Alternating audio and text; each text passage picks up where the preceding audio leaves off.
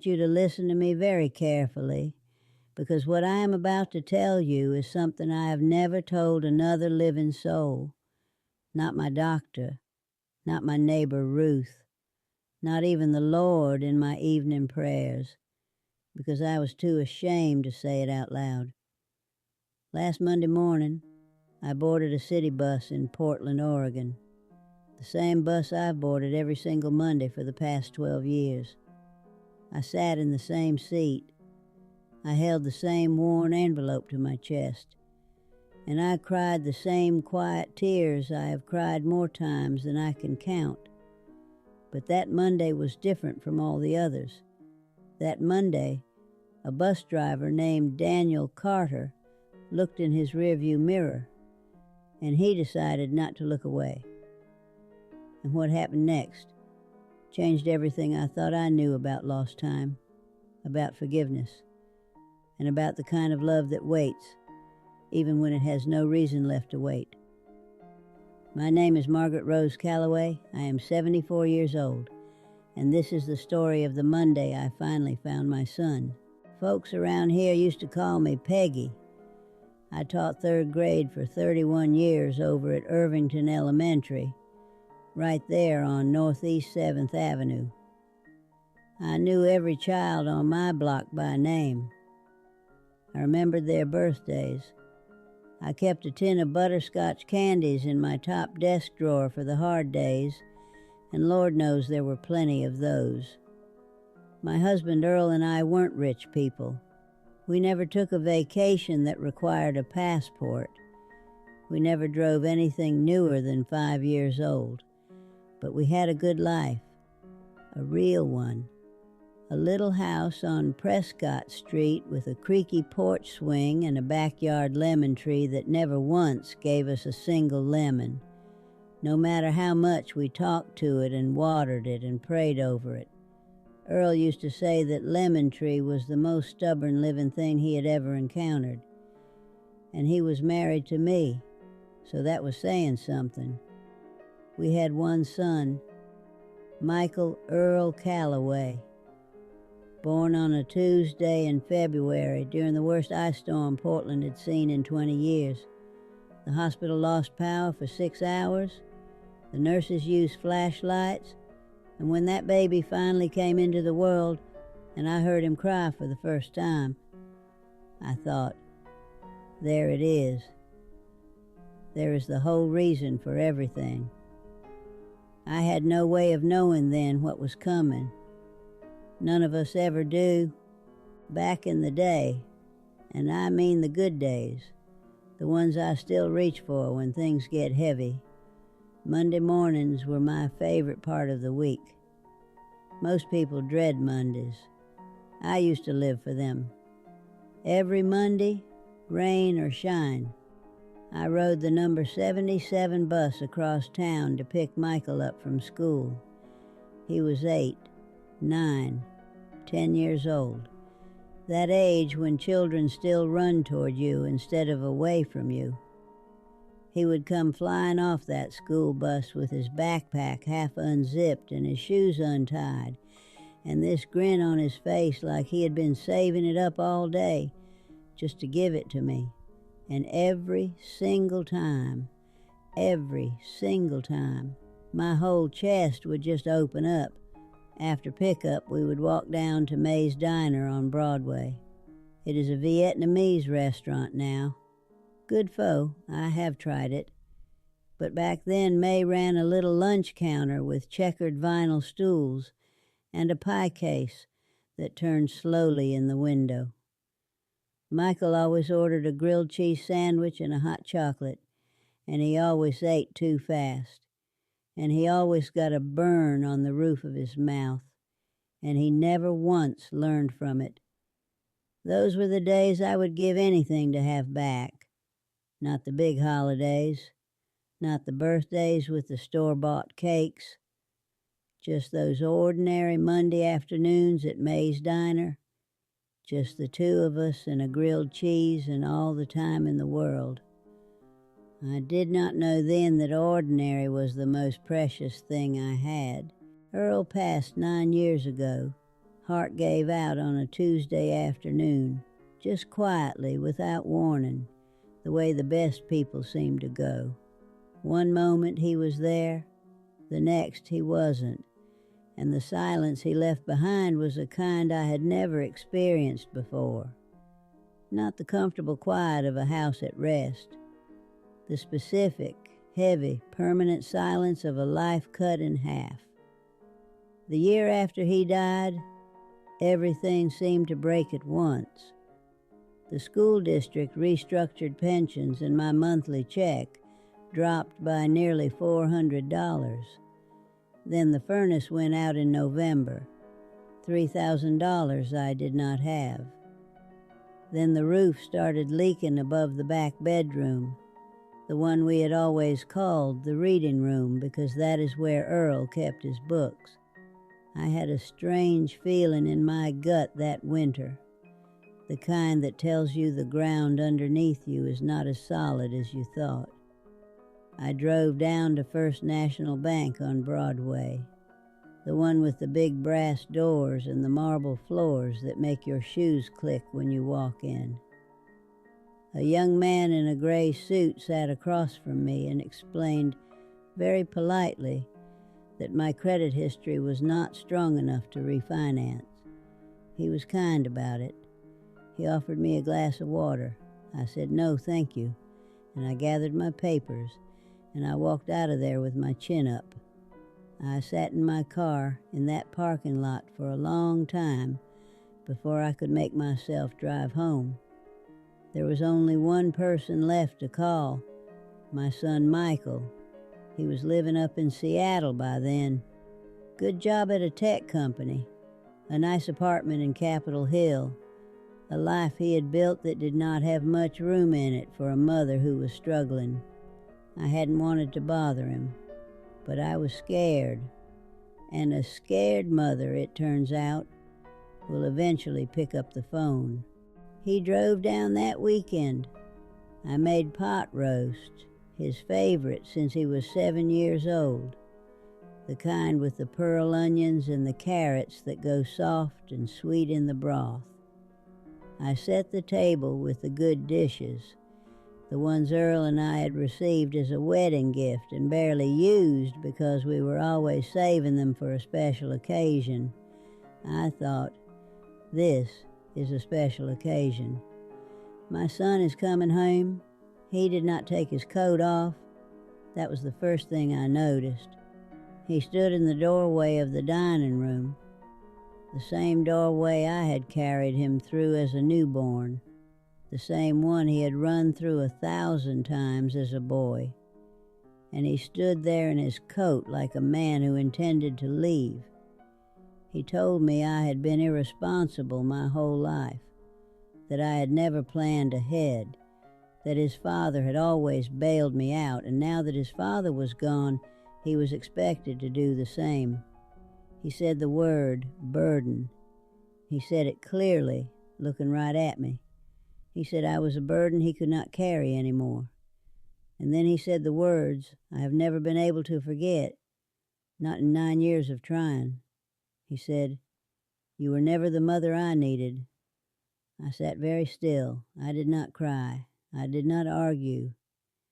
Because what do you say to your own child when they have decided to stop loving you? What words exist for that? He walked out. The door closed behind him. I sat at that table with the pot roast cooling and the good china gleaming and the candles burning down to nothing.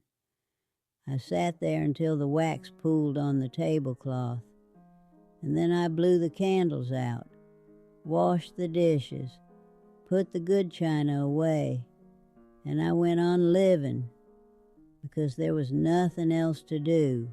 I lost the house the following spring. 34 years of memories, Michael's height marks penciled on the kitchen door frame, the hole in the hallway wall from the time Earl tried to hang a ceiling fan and made a series of what he called architectural decisions, the lemon tree in the backyard that never gave us a single lemon, but that I watered every morning anyway because something about its stubbornness felt personal. One morning, I handed the keys to a young couple from California, and I drove away with everything I owned in the back of a borrowed pickup truck, and I did not allow myself to look in the rearview mirror, not once. I found a studio apartment on Killingsworth Avenue for $680 a month. The walls were thin, and the window looked at a brick building, but the landlord, a quiet Vietnamese man named Mr. Pham, always left the hallway lights on through the night. That small kindness helped me through more evenings than I can say.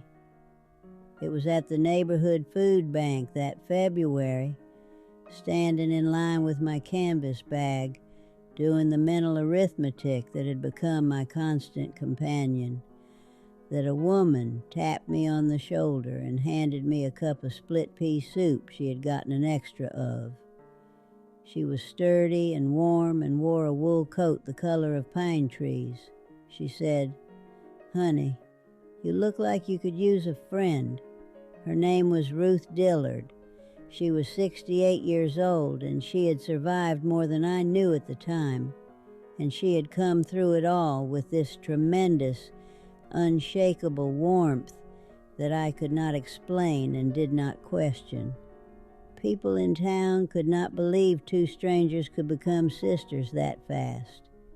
But grief has a way of collapsing the distance between people. Ruth became my person, the one I called at 3 a.m, the one who drove me to every appointment without once making me feel like a charity case, the one who is, to this day, the reason I am still standing. But there was one thing I never told Ruth, one thing I never told anyone. Every Monday morning for the past 12 years, I've gotten up before the sun. I've made my coffee. I've put on my blue wool hat, the one with the small tear near the brim that I keep meaning to mend. I've packed this envelope in my coat pocket, and I have walked 3 blocks in whatever weather God saw fit to provide, and I have boarded the number 77 bus, the same route, every Monday for 12 years. Because the number 77 is the bus that used to take Michael home from school. This is the route I rode every Monday for years to pick him up. These are the streets he looked out the window at when he was 8 years old and the world was still simple. And some part of me, some quiet, irrational, stubborn part of me that refuses to stop being his mother, believed that if I kept showing up, fate might eventually return the favor. I know how that sounds. I do.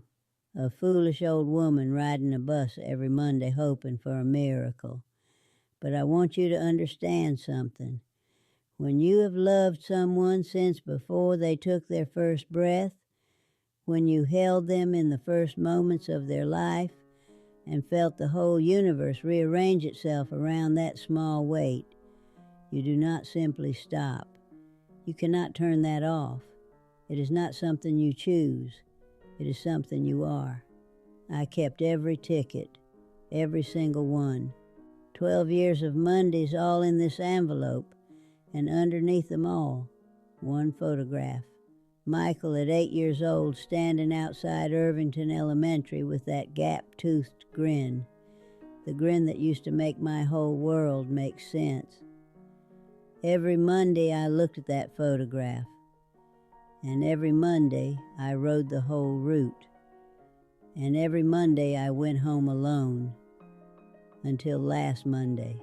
3 weeks before that Monday, I sat in a small office at OHSU Medical Center, and a doctor named Anita Reeves sat across from me and used words I'd been quietly preparing myself for. Congestive heart failure, advanced stage. She said I had weeks, possibly a month. She was gentle about it. the kind of doctor who actually looks at you when she is speaking, not at her clipboard. She held my hand while she said it. She asked if there was anyone she should call. I told her about Ruth, sweet Ruth who did not know yet and who would take it very hard. And then Dr. Reeves asked very quietly whether I had any children. I said yes. I said I had a son. She waited. I did not say anything else. There was nothing else to say that would not have taken more time than I had in me right then. I drove home. I made a cup of tea I did not drink. I sat at my kitchen table and I held that hospital letter in my hands for a long time. And then I did something that might seem strange to you, but that made complete sense to me in that moment. I folded the letter carefully. I put it in the envelope, right there with the bus tickets and Michael's photograph. I put them all together, the whole story of my 12 years, and I held it in both hands. And I made a decision. I had maybe a few more Mondays left in me. I was going to write every single one, not because I expected a miracle, not because I was owed anything, but because I was his mother. And showing up, quiet, faithful, unannounced, was the one thing I still knew how to do. What I did not know was that God had already been listening. That Monday, this past Monday, the one that changed everything, I put on my blue hat and tucked my envelope into my coat pocket and walked to the stop on Broadway in the cold. The sky was the particular gray that Portland does better than anywhere else in the world, low and close, and the color of old pewter. I boarded the 77 and showed my senior pass and made my way to the back row. The bus was full. Nobody looked up. The driver that morning was a man named Daniel Carter. I have ridden this route for 12 years and I have had many drivers. But Daniel was different. He was in his late 30s, broad-shouldered, with a full beard that had started going gray at the edges.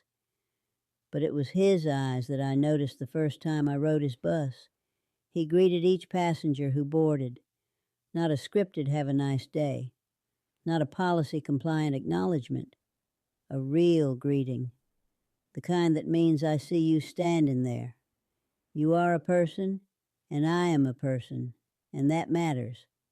I did not realize I was crying until the bus was already on the move. I thought I was holding it together. I usually do, but there is something about sitting in that back seat, in that particular row, holding that particular envelope, that undoes me every time. Grief does not follow rules. It finds its own way out. I was looking out the window at the streets Michael used to look out at, thinking the thoughts I always think on Monday mornings, wondering where he was, whether he was well, whether he ever drove past Prescott Street and looked at the house the way I used to look at it after we'd lost it. When I heard footsteps coming down the aisle toward me, and then Daniel Carter crouched down beside my seat and said very quietly, "Ma'am, are you all right?" I looked at him, and I almost said yes. Almost said, "I'm fine, don't worry, I'm just a foolish old woman." The line I have used my whole life to make myself smaller so other people can be more comfortable. But something about the way he was looking at me stopped the words before they came. Like my answer actually mattered to him. Like he had time. So I told him the truth instead. I reached into my envelope and I pulled out the hospital letter. Just the first page. The one with the letterhead and the diagnosis and the timeline. I held it out to him without a word. He took it carefully. He read it slowly. Not the way people skim things, but the way people read things when they intend to actually understand them. I watched his face, I've spent 31 years reading the faces of children, and I have become very good at the moment when something real lands on a person. I saw it happen in Daniel's face right then. The slight parting of the lips, the small stillness that settles in the eyes when the heart catches up to the words. He folded the letter exactly the way I had folded it, handed it back to me. His hands were steady, but his jaw was tight. He looked at me for a long moment. I mean, really looked at me, the way people rarely do. And then he said very quietly, "Do you have family?" I said, "I have a son. His name is Michael." Daniel waited, the same way Dr. Reeves had waited. I said, "We haven't spoken in 9 years." Another silence. And then Daniel nodded once, the slow, understanding nod of a man who has seen a great deal of human life pass through the windows of a city bus. He stood up. He walked back up the aisle to his seat. I watched him settle behind the wheel. The bus continued moving. I held my envelope and looked out the window and thought that was that he had been kind, the way occasionally people are kind to you in the middle of an ordinary day, and that we would both go on with our lives, and I would probably not see him again before I ran out of Mondays. I was wrong about that, too. 3 stops later, the bus slowed, and then it stopped. Not at a designated stop, not at a red light. Right there in the middle of Northeast Broadway, the number 77 simply came to a halt. I felt the shift in the bus before I understood what it meant. That particular lurch and settle of a large vehicle stopping without warning. Around me, passengers grabbed seat rails, heads turned. A woman with a stroller near the front tightened her grip on the handle. A man in a business suit, the kind of man who has somewhere important to be at 8:15 on a Monday morning, said loudly and without patience, "What the hell is going on?" I pressed my envelope to my chest. I did not know what was happening. I thought perhaps something mechanical. I thought perhaps an obstruction in the road. I was looking out the window at the gray Portland street trying to understand when I heard it. A sound that has no equal in the experience of public transportation. The crackle of a PA microphone. The bus went completely quiet.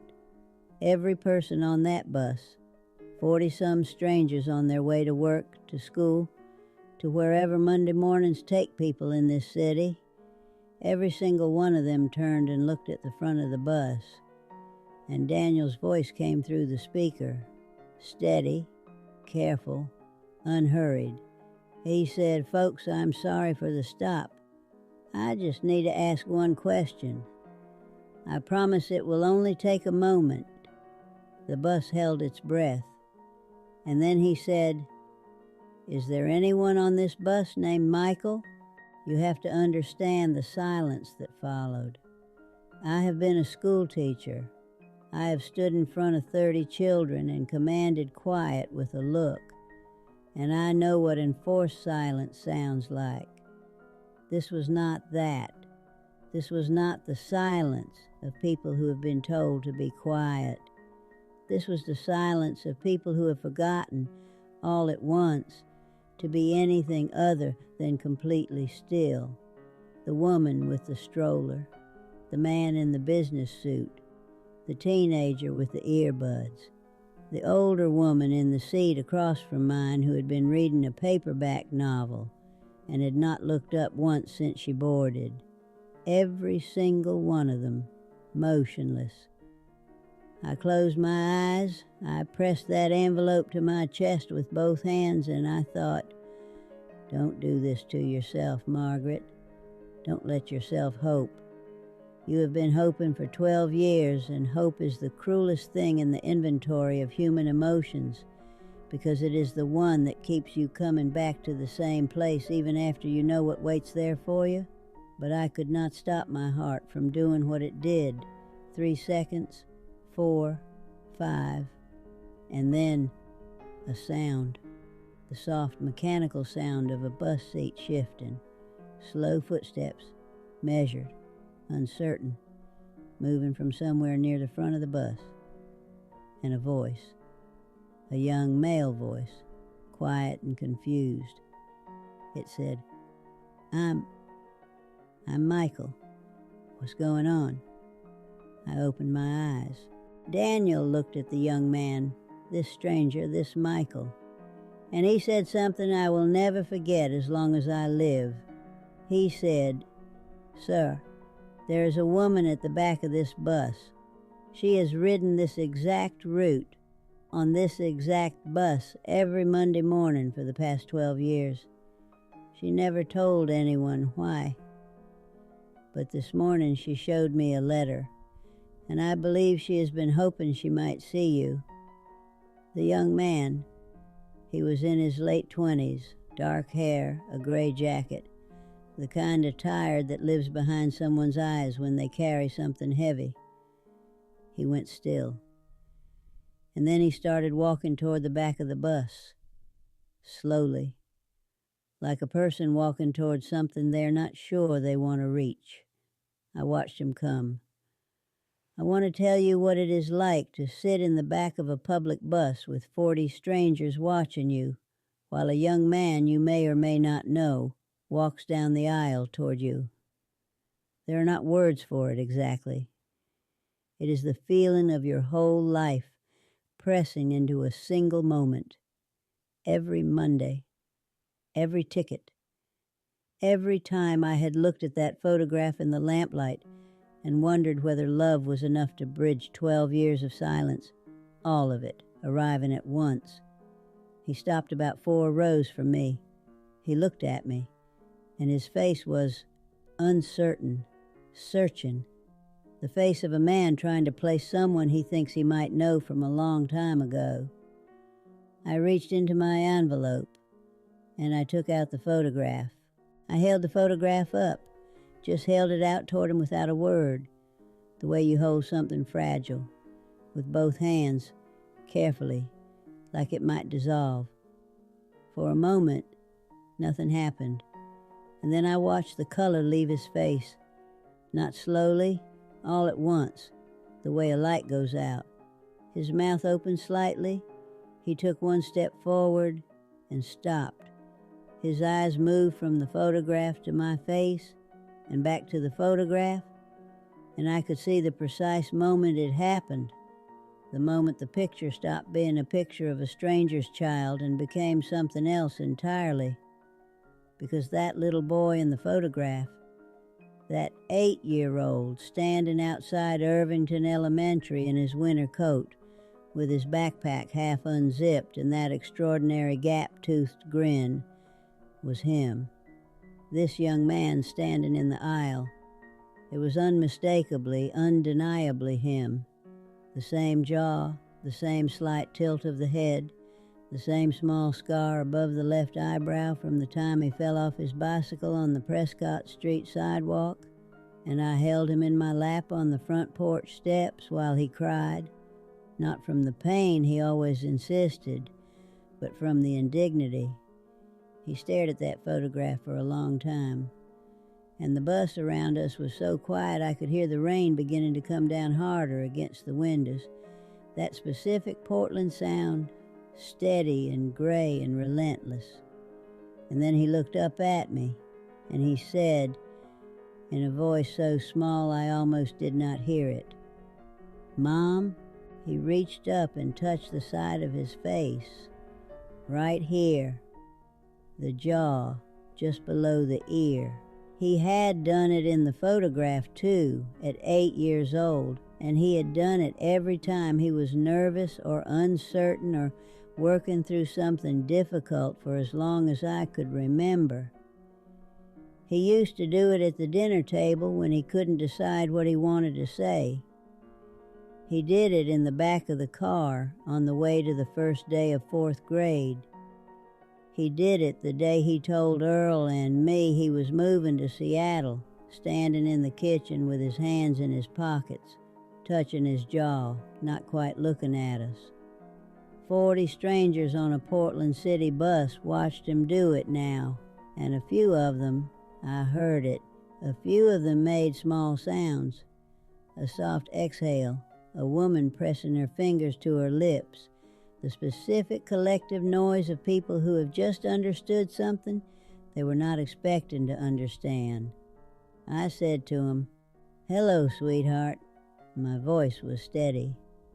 I surprised myself with that.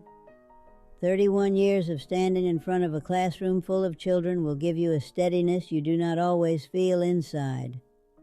I said, "Hello, sweetheart. I've been riding this bus for a long time." He stood very still in that aisle for what felt like a long time, but was probably only a few seconds. And then he sat down. He sat down in the empty seat right beside me, the seat that has been empty every Monday for 12 years. And he looked at the envelope in my hands, and I thought, here we are, after everything. Here we finally are. But I did not yet know what Daniel was about to say, and neither did my son, and neither did anyone else on that bus. And then Daniel picked up the microphone again. He did not explain. He did not apologize. He just said, "There's one more thing I think you should know." The whole bus waited. He said, "This morning, before I started my route, this woman showed me a letter. It was from a hospital in Portland. It said she had a few days left, maybe a week or two if she was lucky." He paused, long enough that the silence became a third thing in the room, separate from Daniel's voice and separate from the rain. He said, "This was going to be her last Monday on this bus. You could have heard a feather land on that bus." I watched what happened to Michael's face in that moment, and I have thought about it many times since, trying to find the right words for it. It was not simply shock. It was something more specific than that. It was the face of a person watching a story they thought they knew, a story they had told themselves for 9 years, a story in which they were the one who had been failed, suddenly rewrite itself in real time. He turned and looked at me. Not the way he had looked at me when he first recognized the photograph. That startled, destabilized look of someone confronting the unexpected. This was different. This was the look of someone who was beginning to understand the true dimensions of what was in front of them. The 12 years, the Monday mornings, the envelope, the tickets, and the letter. He looked at me for a long time without speaking, and I let him look, because he needed to see it. He needed to see all of it. He picked up one of the tickets, just held it. This thin rectangle of faded paper, the kind that means nothing to anyone who didn't earn it the way I earned mine. He turned it over in his hands. He said, "How many do you have?" I said, "All of them. Every Monday for 12 years. I couldn't tell you the exact number. I stopped counting somewhere around year 3. He went quiet. The kind of quiet that comes before something important. I have sat with children long enough to know the difference between silence that is empty and silence that is working. This was the second kind. Then he looked at me, really looked at me. And I mean the kind of looking that people spend whole years avoiding, because it requires you to see what you have actually done and not just what you told yourself you did. He said, "I told myself you never tried to find me." I said, "I know you did, sweetheart." He said, "I told myself that after everything, you just let go." I said, "I know that too." He was quiet again. And then he said, very softly, And I want you to hear this because it is the most important thing he said to me that day. He said, "I was wrong, wasn't I?" I said, "Yes. But I understand why you needed to believe it. When things hurt badly enough, we build the story that lets us survive the pain. That is not a weakness. That is just being human." He held that bus ticket for a long time after that. Neither of us said anything. The rain came down outside, and the bus sat in the middle of N.E. Broadway with its engine idling, and 40 strangers sat in their seats, and nobody spoke, because there was nothing any of us needed to say. I found out later that a young woman named Jasmine had been recording since the moment Daniel stopped the bus. She was 24 years old, on her way to her nursing shift at Providence Medical Center, running a few minutes late the way she always was on Monday mornings because she always stopped to feed the stray cat that lived behind her apartment building on Ainsworth. Jasmine said afterward that she did not make a decision to record. She said her hands just did it, the way hands do when something is happening that the rest of you understands is important before your mind catches up. She said she cried through the whole thing, and she is not embarrassed about that. She posted the video that evening. By midnight, it had been seen by 400,000 people. By the following morning, the number was in the millions. By the time Ruth called me that Tuesday, with her voice going up and down the way it does when she is trying to hold herself together and failing, by then the number was something I could not have imagined if I tried. People in the comments kept asking the same question, over and over in different languages, from places I've never been and will never go. They all kept asking the same thing. What if the person you blamed your whole life, what if they were actually the one who never stopped waiting for you? I read those comments in my little apartment on Killingsworth Avenue with my coffee going cold beside me and my calico cat on my lap. And I thought about all the people in the world who are riding their own number 77 bus, who are sitting in the back row with their own envelope, who are hoping quietly, stubbornly, against every reasonable expectation that fate might eventually return the favor. I want those people to hear this. Keep riding. Daniel pulled the bus to a proper stop and made an announcement over the microphone. He thanked everyone for their patience. He apologized for the delay. He said anyone who needed to make a connection could speak with him directly about documentation for their employer or school. He was so matter-of-fact about it, so careful and professional, as if stopping a city bus in the middle of rush hour to reunite an estranged mother and son was simply part of the job description, just another item on the route. One by one, the passengers filed out. They stepped down onto the sidewalk on N.E. Broadway in the rain. And here is what I want you to understand. Here is the thing that I keep thinking about when I lie awake at night, which is often because at 74, sleep is something that requires more negotiation than it used to. Most of them did not leave. They stood on that sidewalk in the cold. Strangers, every one of them. People who had never met each other before that morning and would likely never see each other again. And they stayed. The woman with the stroller. The older gentleman with the newspaper folded under his arm. The teenager who had both earbuds out now, phone in his pocket, hands at his sides. And the man in the business suit, the one who had complained the loudest. He stood on that sidewalk for 30 minutes with his briefcase in his hand, not speaking to anyone, looking at the ground. I do not know what he was thinking about. I've wondered about it many times. I think perhaps he was thinking about his own envelope, his own bus, his own 12 years of something left unsaid. We all have one, I think. We just do not all have a Daniel Carter. Ruth arrived in a cab at 11 minutes past 9. I know the exact time because I was looking at the clock on the bank building across the street when I heard her voice. She said, "Margaret Rose Calloway, where are you? Oh, there you are. Come here."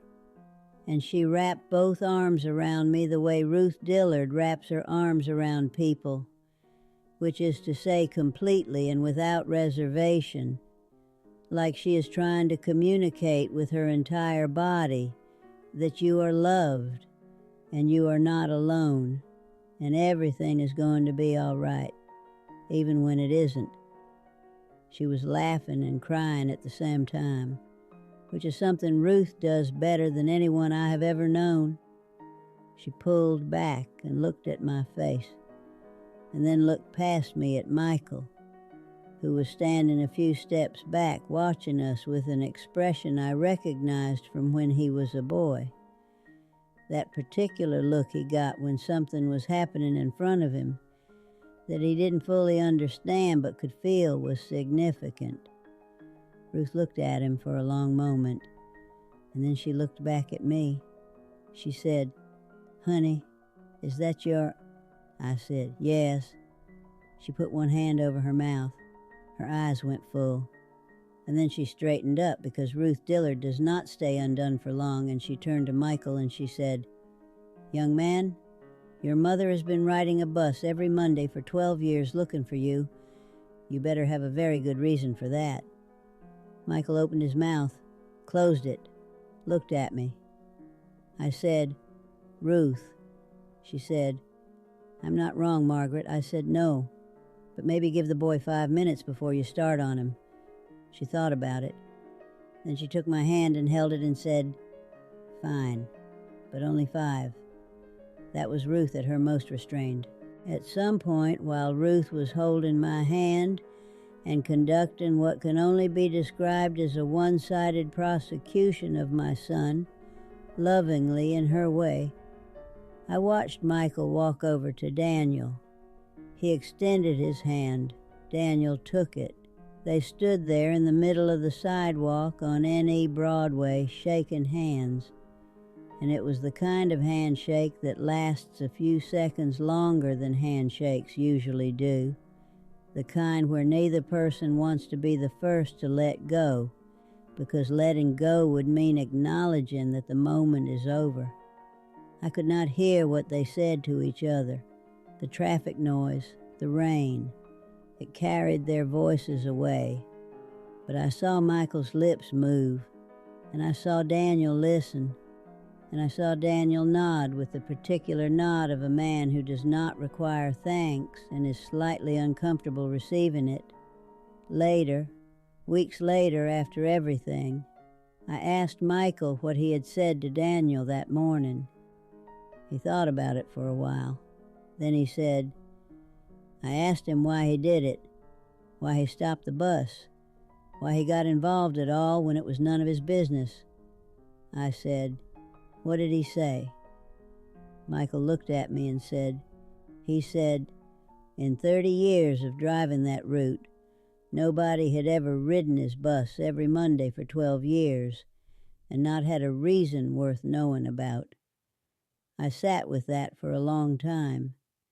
There are people in this world who notice, who choose to look when everyone else is looking away, who understand without being told that the ordinary is rarely ordinary, and that a woman crying quietly in the back row of a Monday morning bus is not background noise.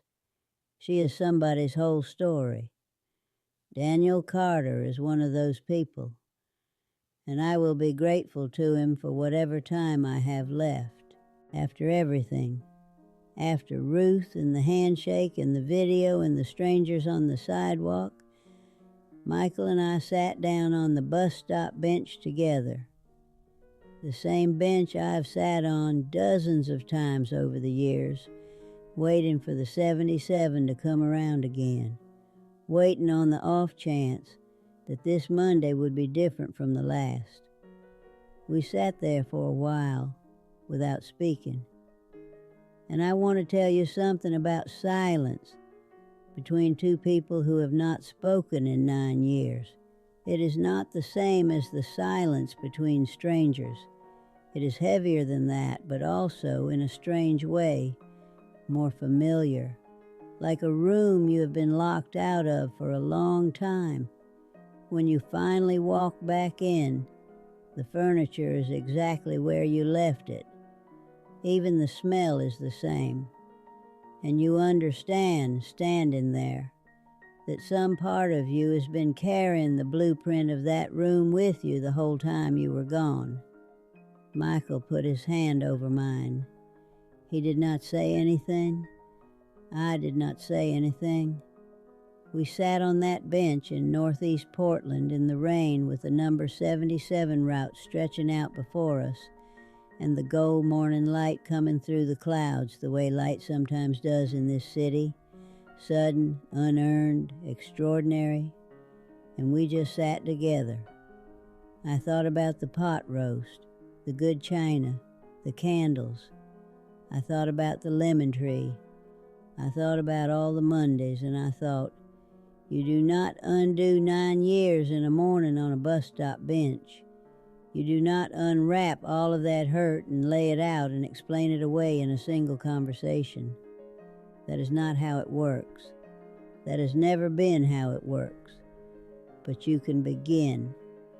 You can put your hand over someone's hand, and you can sit beside them in the morning light, and you can let that be enough for right now. That is a beginning. After 12 years of Mondays, that is everything. Later that afternoon, Michael took me to Dr. Reeves's office. He had called her from the sidewalk on Broadway. I did not know he had gotten her number from the letter until we were already in the car. He sat in the chair beside me with his shoulder touching mine the way Earl used to sit, close enough that you know you're not alone, even when no one is talking. Dr. Reeves told him everything, the timeline, the progression, the treatment options that were still on the table, the ones I had already declined because I saw no point in fighting a battle alone. Michael listened without interrupting, which surprised me. He used to interrupt constantly as a child. He was always 2 questions ahead of wherever the conversation was. It was one of the things that made him an excellent student and an occasionally exhausting dinner companion. When Dr. Reeves finished, Michael picked up the treatment plan from the desk and read it himself, the whole thing, every page. He was quiet for a long time. Then he looked at me and said, "Why didn't you tell me to come home?" I said, "Because the last time I asked you for something, you left." He flinched. Good. I am his mother, and I love him completely, and some things need to be said. He was quiet again, and then he told me something I was not expecting, something that rearranged everything. He told me that in the year after he walked away, the year after he said those things to me and got in his car and drove back to Seattle, he had turned around 3 times. He had driven back to Portland 3 separate times trying to find me. But I had already lost the house.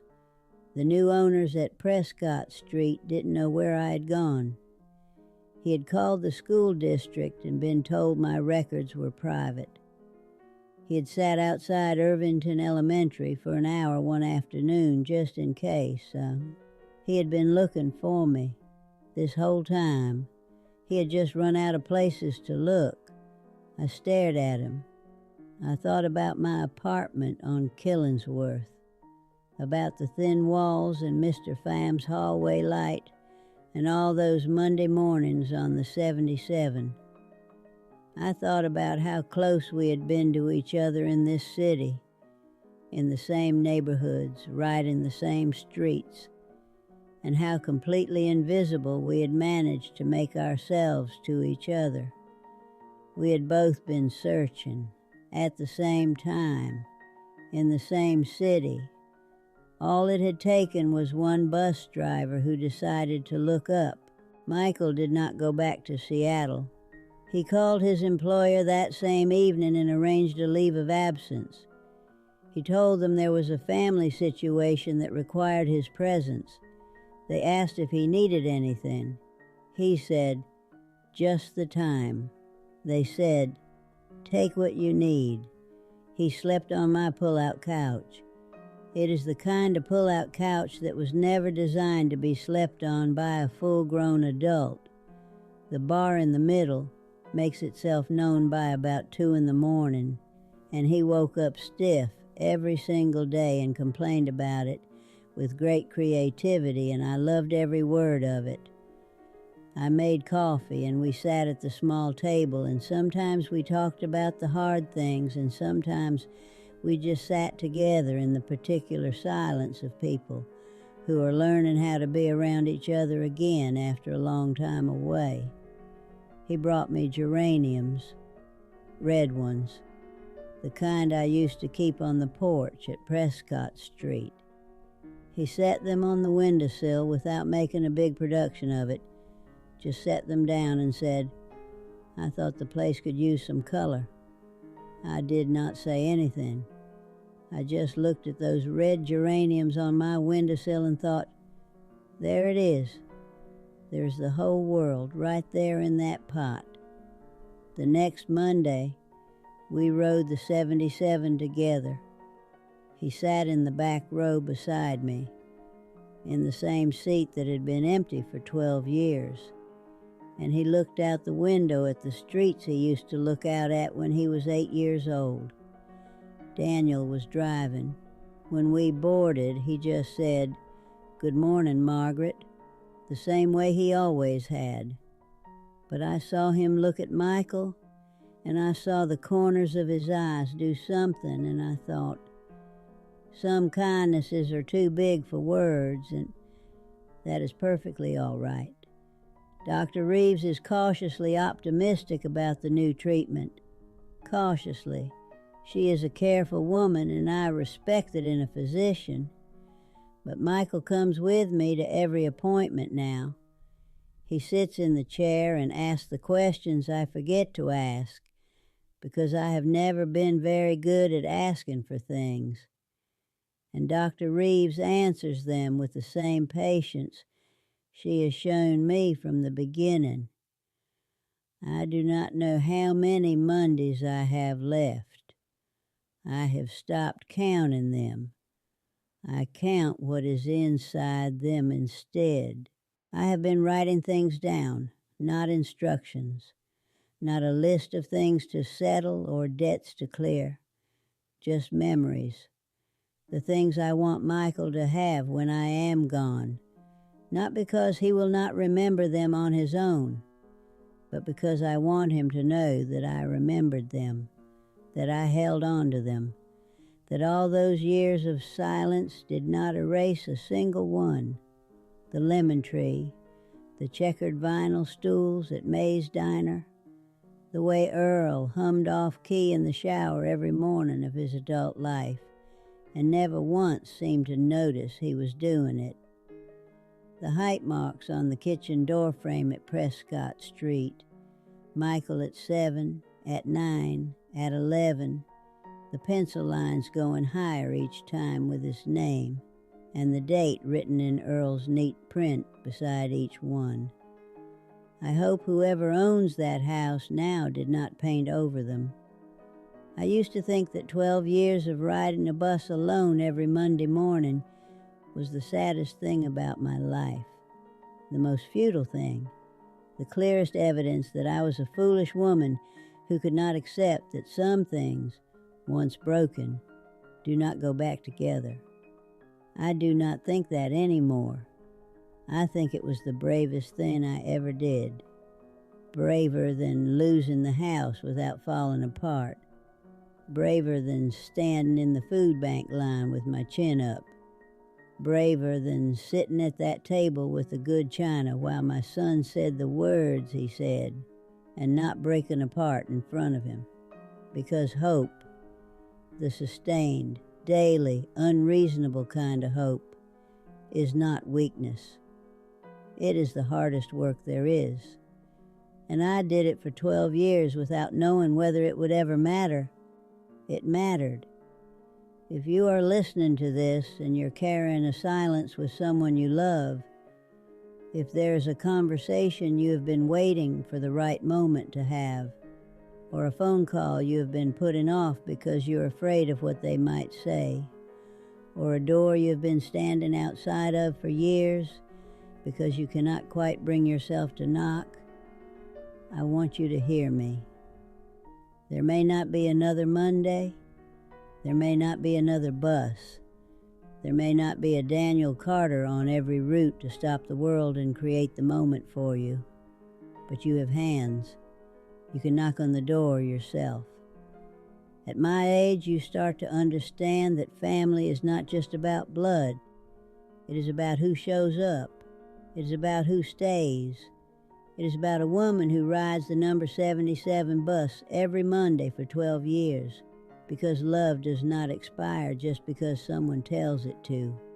And it is about a bus driver who looked in his mirror on a gray Portland morning and saw a woman who needed someone to see her and decided with everything in him not to look away.